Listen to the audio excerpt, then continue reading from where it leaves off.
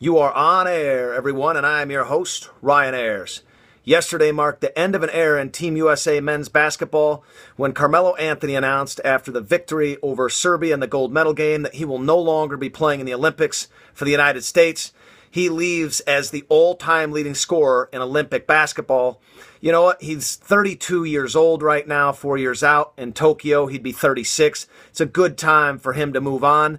Coach K is also moving on. We've already known that. Both those guys helped lead the United States back to 3 straight gold medals from 2008 to 2016 in the Olympics. So congratulations to those two guys. They go out on top. You know what? I want to break down the media for the 2 weeks that covered this basketball tournament in Rio.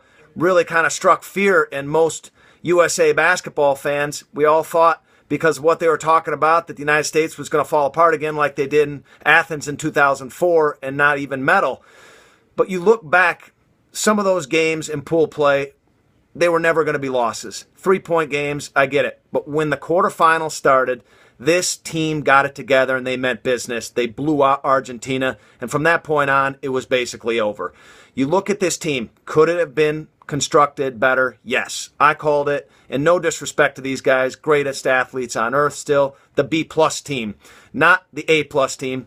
Guys like LeBron, and also players like Stephen Curry and Chris Paul, and all down the line, Russell Westbrook would have been a phenomenal addition to this team.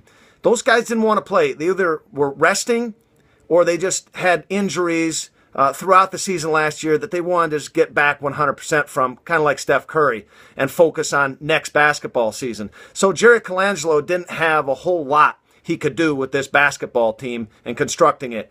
As, again, I said, it was the B-plus team. Guess what? Guys like Kyle Lowry and Draymond Green, minus the pictures, and other players like Harrison Barnes, led by the other two Olympians, one we've already mentioned, Melo, and then Durant going off yesterday. They've gained that experience now to go into 2020 Tokyo and be the leaders and have all of the opportunity to become the stars of that next team. They've learned a whole hell of a lot, I think.